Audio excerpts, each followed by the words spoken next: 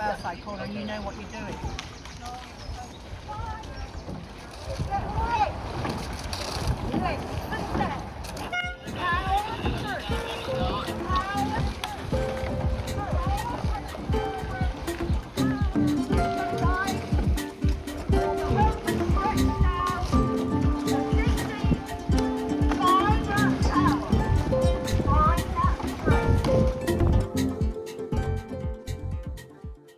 Love the water, yeah, it's lovely. And actually, I like all this atmosphere of boats. And I mean, you have to sort of keep your eyes, alert and think what's going on. But yeah, it's a great atmosphere and a great day. So the amount of thinking that's going on, yeah, you're motivating, you're steering, you're also worrying about the other crews on the river.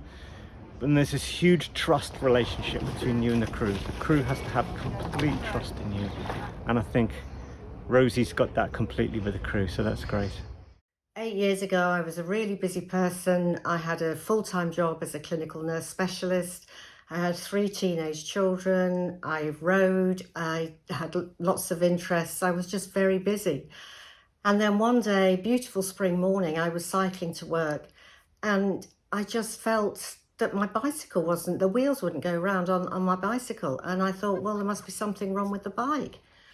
And when I got off to have a look and see what the problem was, I just collapsed on the pavement, and it wasn't my bike at all. It was my legs had just stopped working. Some bits are a bit of a blur. I mean, obviously I remember getting you from off the pavement and into the car and the drive into the hospital. The nurse inside me told me maybe this is a stroke, and of course later that day it was confirmed that this would be a spinal stroke. And when I spoke with the consultant that evening, he said it was very unlikely I would ever walk again. I was paralysed and I was terrified. I was completely terrified. For many years, I was consultant nurse for stroke at Addenbrooke Hospital in Cambridge. I worked on regional pathways and nationally in developing stroke care. So what is a spinal stroke? Here's a picture of the spine and the blood supply. Now, if a clot or a narrowing happens in one of these blood vessels linking to the spine, it will depend on the level of where it happens as to the symptoms you will get. I knew that day that the future was going to be really tough. It's one of those things that you just never think will ever happen. And I guess, as cliched as it sounds, life is very short, it's unpredictable. She was on her bike cycling to work. One of the fittest older people I knew would cycle to work every single day, 3 miles there, 3 miles back. In the early days, day-to-day life was really hard work and exhausting. It used up all my energy. I wanted to go out and I wanted to give things a go. When we found out that you probably weren't going to walk again, it was just a huge shock. You were always so positive through it that I think it kept everyone around you going, really. My initial feeling was, I can manage this. Remember, we were about a year out of the Paralympics, the London Paralympics, and I had seen so much Paralympian sport, real top athletes in wheelchairs. I thought, I can do this. I'm an active, fit person. I can carry on that sort of life. And I wanted to. I wanted to do it for me, and I wanted to do it for my family. Stop. Break. It was amazing how positive you were from early on about embracing the fact that you wouldn't be able to walk again. Just taking on the challenges, not just the challenges of being in a wheelchair, but the day-to-day challenges of living and managing your body in its new form. Jesus Green Pool was the first place I came to when I got out of hospital. I'd always been an outdoor swimmer and I loved it, and I really wanted to be sure I could still swim without my legs. And I got in the pool and I just got in and swam, and it did feel different, but not massively so. I soon realised how important it was to build and to maintain good upper body strength. I'm using my body in a completely different way, and I need to be able to transfer from my chair all the time.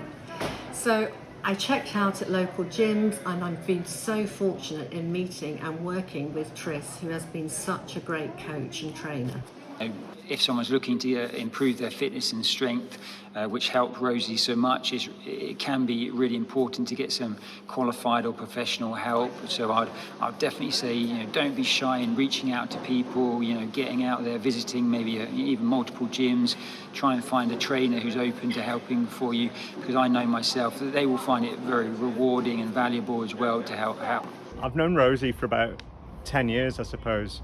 We were both rowing and champs, but then we also became men and women's captains at the same time, so we worked together very closely. I think it was during that period when Rosie had a stroke as well. Of course, that was devastating for Rosie, devastating for everybody. She's contributed so much, and it's absolutely brilliant that Rosie's back, making a great contribution to the club again in the capacity as a cox. Now I have more time. I love the sort of local shopping, visiting the local shops, going to the market. It's much more friendly, certainly more friendly if you're in a wheelchair in terms of accessibility. Got extra people to eat, but they're going to have to be cold in the garden. I'll have a couple of oversheets, please. Sure. Shopping locally and buying locally is, I'm lucky to have the time to do that. But I think there's also a load of customers that are desperate to come. Yeah. Can I have a pot of your herrings, please? Yeah, not a problem. That's lovely, thank you. My friend had those the other week and she said they were delicious. Oh, they're very moorish. Yeah, thank you, yeah. Have you always been in a wheelchair then? Me? No, I haven't actually. I've been in just about exactly 8 years from now, yes, yeah. Oh, right. So, it's... but it feels to me now as though I've been in a chair all the time.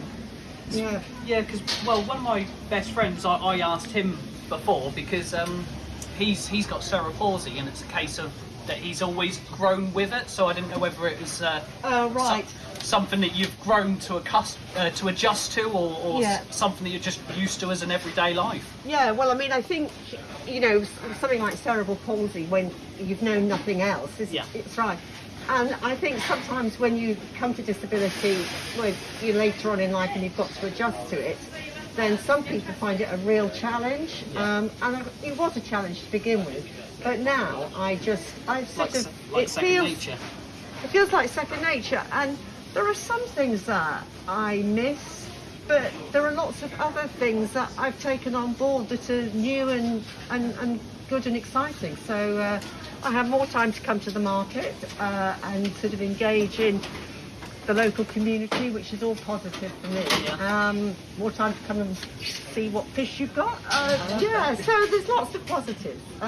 Good. But yeah. And you were saying earlier as well, people don't ask quite openly either.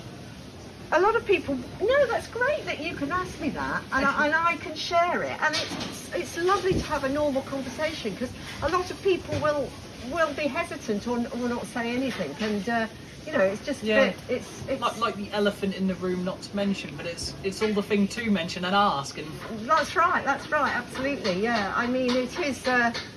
It's just so much better to be open. After coming to the market, it's always nice to come and have a coffee or even an ice cream. So more shops now have got the disabled sign and the bell, so I can ring the bell to get their attention, and then they will come out with a ramp so I can get in. Would you mind giving me the ramp, please? No problem. Thank you.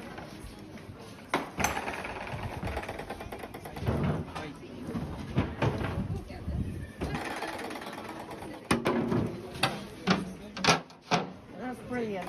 Very good. Thank you very much.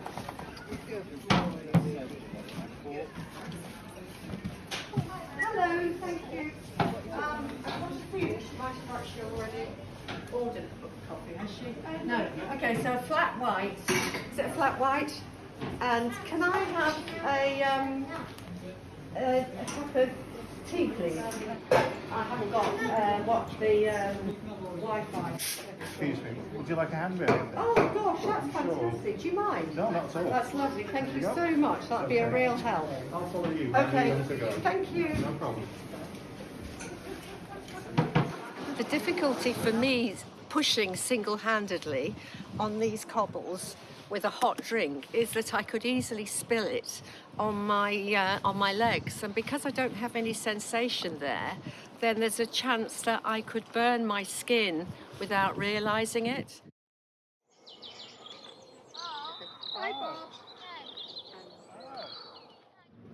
Driving now just feels second nature. I started to drive about 6 months after I first got home.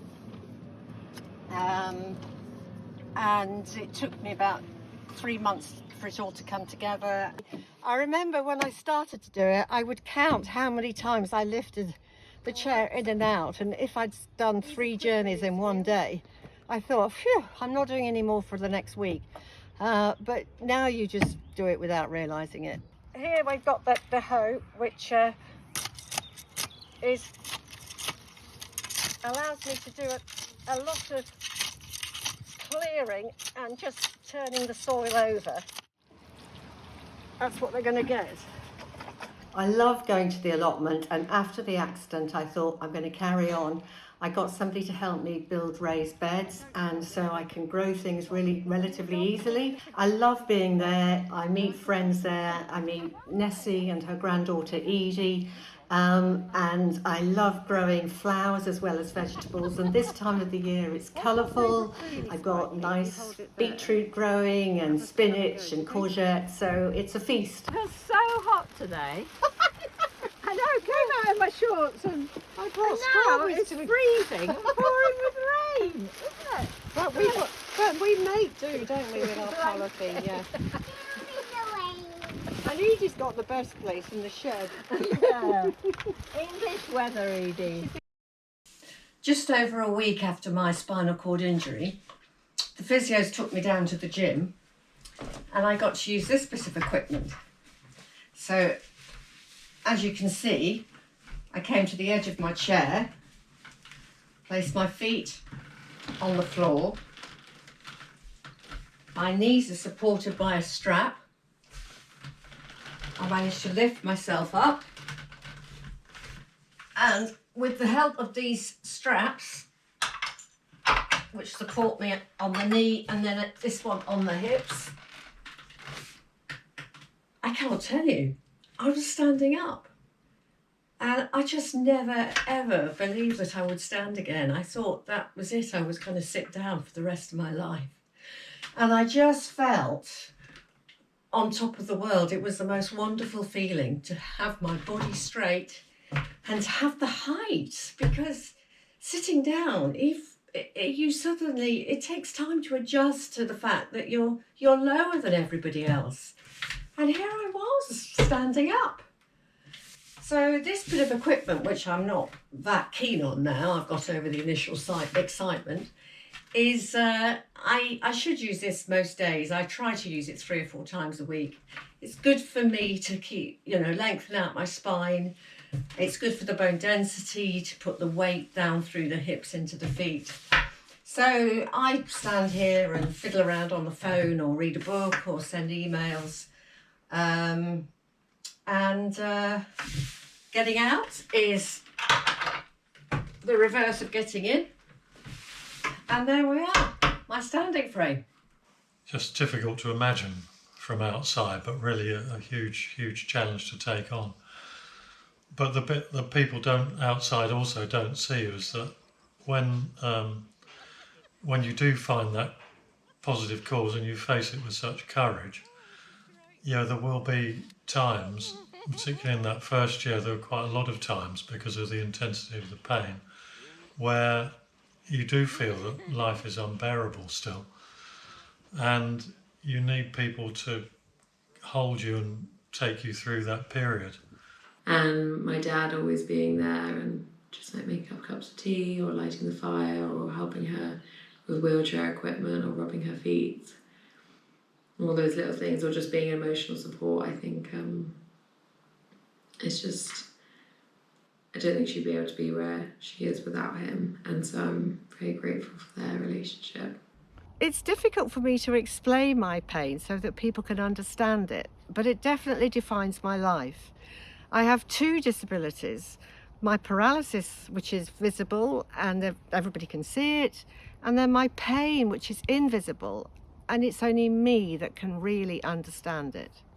She does coxing, she does rowing, she does all these things and pushes herself to the point where she kind of makes her disability equal in the eyes of everyone else, which is where we should be. I think the area that's still difficult even now is, and what you don't expect from a spinal cord injury, is the pain. And I remember years ago now, but I remember she was in so much pain, she was crying out to me and asking to die. So that's the level of pain we're talking about. There were times when I was utterly desperate, and it's only now that I can share it. I remember once being at the side of the road and a lorry whizzed past me at speed, and I thought, that's all I have to do is to just fall out of my chair in front of a lorry. But I also knew I would never do that. I would never do it. But there was a part of me that wanted to. Thanks, Matt, for sharing your knowledge about pain. Thank you, Rosie, for the opportunity to talk to you about this stuff. And for me, it's a passion, so I want to be able to help and inform if I can. That's great. Well, I'll start with my first question is helping me, if you can, to understand why I have no sensation and no movement below the level of my injury. But that's where all the pain is. So I've always found that difficult to understand, and in particular to be able to explain to my friends and family who find it's just odd. Yeah, that's a great question, a really good place to start, actually.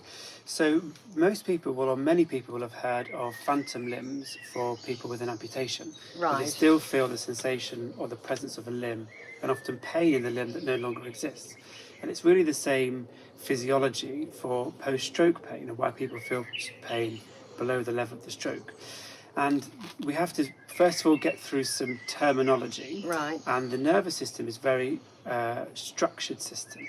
And on the surface of the brain, there's a map of the body called the somatosensory homunculus.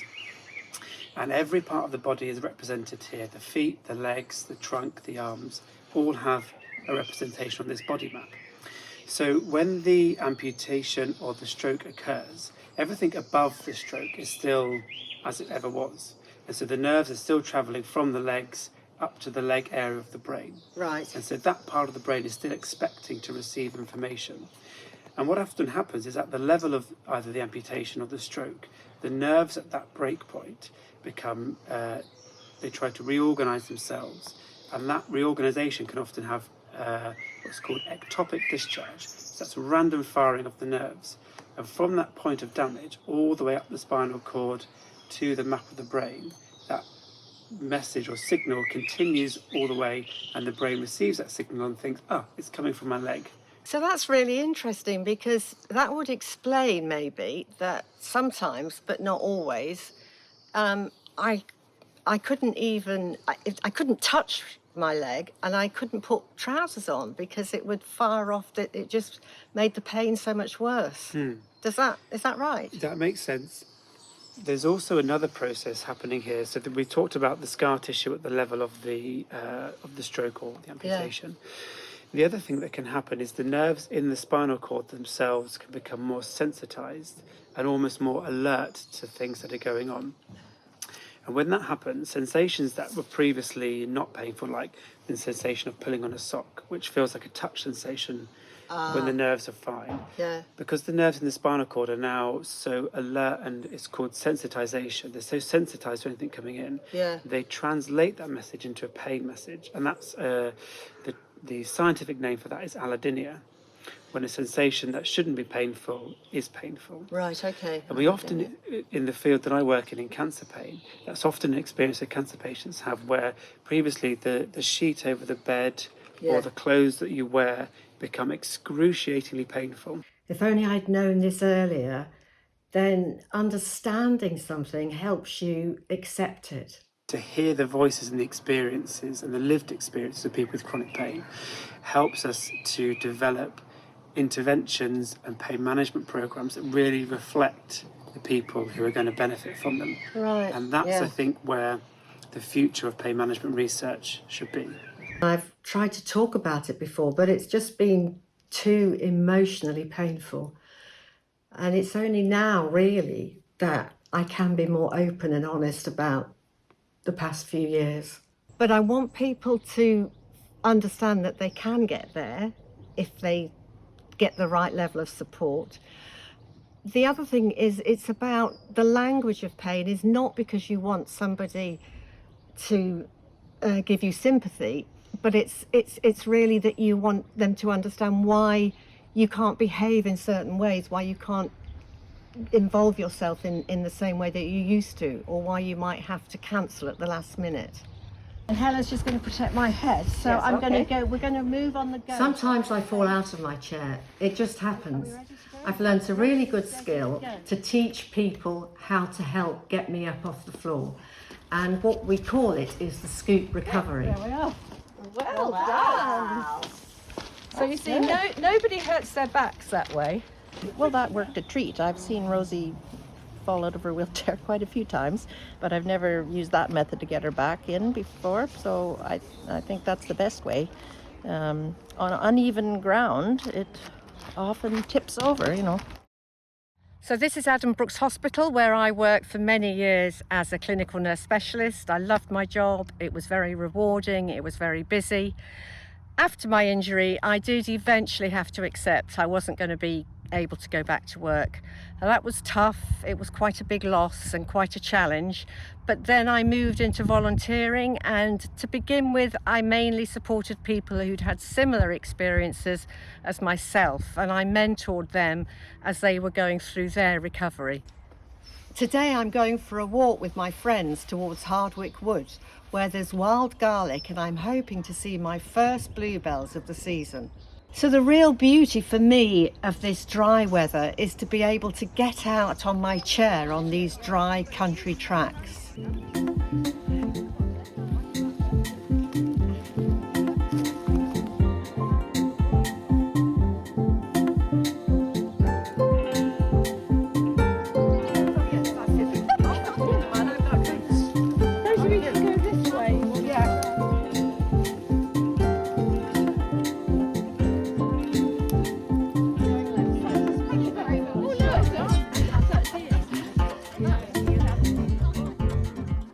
The anniversary of when Rosie had a stroke. I think it's amazing that we celebrate isn't quite the right word, but we remember this day and remember just how an extraordinary way that Rosie's come along the path of just making life so exciting for herself despite everything she's had to go through, and we've been there with her through the whole journey, which has been a huge privilege and inspiring for all of us. It's just quite incredible how somebody can make so much of such a very difficult time in their life, and it for all of us it makes us really reevaluate ourselves. And she's an incredible listener. Through all that she's had to cope with, she always listens to your issues and your stories. Rosie's always had that gift of being so interested and thoughtful and caring about everybody else. I think certainly now I see my mum is much more positive about that losing your legs doesn't define who you are. And I guess that's where I now see my mum's role, is she is educating people in regards to similarities of disability rather than differences. I'm going to do some work with a small group of 7 to 8 year olds, and I'm going to get them to think about disability and how they can integrate somebody into their school who has a physical disability. I had an injury to my spine. Now, does everybody know where their spine is? On your back. That's right, it is. Every time I touch my back, I feel my spine. The bony bit of the spine, it's called the vertebra. And inside the spinal cord, you have got nerves that go between the brain and the spinal cord. And that carries messages to tell you whether to move your arms or your legs. I know a very famous one that knows the space very well, but I don't know his name that well. He had a very special he had a very special wheelchair, and because he couldn't speak, he had a tablet, so the tablet would say it for him, and his head was kind of sideways. Right. Are you talking about Stephen Hawking? Oh, yes. That's right, yes. He had a special machine to help him speak, didn't he? And he was in a wheelchair, and he needed people to help him a little bit, didn't he? How do you get up the stairs? Well, that's a good question, because getting up the stairs is very tricky. So what I have to do is I have to do a wheelie to lift the casters off the ground. So I have to go like this. So, Ooh, okay. I've seen a wheelie before. Wow. We're going to do a little bit of moving around and feeling our spines and thinking about the muscles in our tummy, okay? Yes. I want you to just feel the person in front, if you can feel their spine. So that's right. And remember what that bone's called? It's called the vertebra. Can you feel that? Yeah. The knobbly bits, yeah? And does that hurt, or is it just still feeling okay? It's just like feeling All a right. bit Do you want to weird. feel mine, Penelope? Then you can feel one, okay? Ooh. Ooh. I can feel it. What did we say was inside the bone? Where your nerves go. That's right, okay. And that's the spinal cord, okay? Yeah. And that's the bit that we have to be very careful about not damaging, because when the spinal cord gets damaged, it can damage the nerve. I can't move, I can't control my muscles. So sometimes if I was to lean like this, I'm going to lose my balance. Can you see? Lean forward from the waist and see how it feels. And now, that's it. And now lean up again. And was that difficult? No. Yeah. Now imagine, can you imagine, just think about it in your head, in your mind. Can you imagine leaning forward if you didn't have those strong, the nerves controlling your muscles? It would hurt a lot, I think. Well, it might hurt, but think about not having much control. So what about leaning forward? You might fall over. You might, that's You right. might do this. Do you want to have a go at leaning forward with that? Oh, you see, that's it. You're going all floppy, aren't you? Yes. So, do you think I can dance in my wheelchair? No. Yeah. And why do you think I can't? Because you can't really move around. Can you not move your feet? I can't move my feet because my feet, remember we said that the nerves in my spinal cord that have been damaged. So you can move your hand instead of your body and legs. That's very good. Yes, you can. You can. I dance using the parts of my body that can move. We're all different in lots of different ways, aren't we? They're quite unique. Except Quite for unique. twins. Twins kind of. Twins can be the same. That's right. I've realised how lucky I've been with my rehabilitation. To begin with, I took it for granted, but I know now that it has enabled me to really move forward. So I want to give something back on a wider scale now. Recently, I met my friend Diana, who also works as a nurse at Addenbrooke, and she's working with her colleague, Patrick. They're helping to develop a project in Sierra Leone to set up a stroke unit. And I'd really like to be involved with that. Patrick and I worked together for over 8 years at the stroke unit in Cambridge. And on retirement, Patrick returned to Sierra Leone and saw there was a massive need for stroke care, cardiac pathways. Well, it's not well known, but the stroke risk factors and stroke itself is increasing in sub-Saharan Africa due to an increase in obesity, diabetes, hypertension. It is one of the poorest countries in West Africa. Due to the war and other few things that has taken place in that country, the healthcare system has really gone down here. Right, okay. Yeah, and the main aim of our project is to develop a stroke service, which includes awareness of risk factors, rehabilitation, and working with community workers, as well as establishing rehabilitation. Yeah. Oh, right. And apart from that, we also have got the need in order to train the professional healthcare workers, because once we train them, they will be able to train more people so that there is going to be a consistency of continuity. Right. It's a partnership. We work with the government guidelines, the World Health Organization guidelines, to strengthen what we have. You mentioned rehab in the community. Can you tell me a bit more about that? Because of the shortage of therapists in Sierra Leone, we will adapt the rehab to group work approach. Right. So at Addenbrooke in Cambridge, we did stand-up, sit-down club, gardening club, but there's so many more ways of doing this. We could do dance, we could do art group. It's when people work together that it motivates each other. Don't you have a sort of culture of dance and music already in Sierra Leone? Oh, indeed, Rosie. I can tell you that we already do have that one because, as you know, the spirit of the Africans, they love dancing and singing. Yeah. And so that is one form of therapy.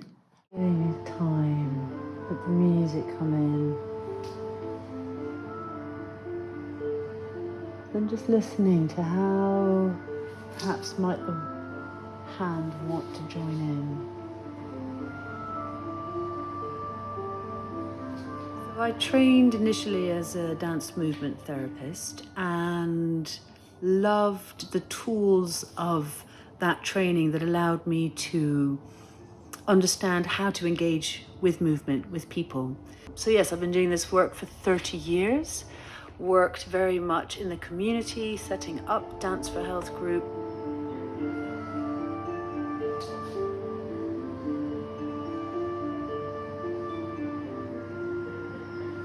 So I work on the Lewin ward, which is the ward for stroke. And often I'm meeting people who have had the most extraordinary shock. Something's come out of the blue, suddenly the body is not moving the way they are used to it moving. They are overwhelmed by the sense of a part of their body being dead or bad or no longer working. And it's finding the smallest movement, it's persuading somebody that actually there are parts of the body that can and want to and will engage. And slowly come back down again. Really gently see if you can find a way to fold them back into each other. Yeah, nice.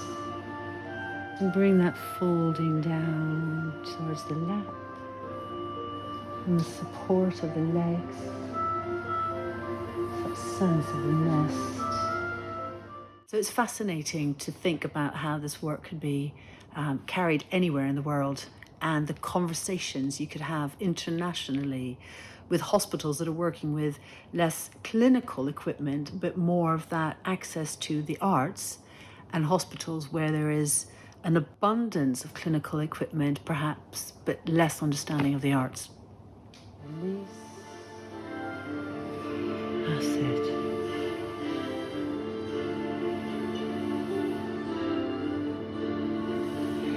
Right back to the lungs and just letting them rest. Oh, it's just amazing. I can't quite describe it, how that sense of letting your body go. And in a way I haven't done.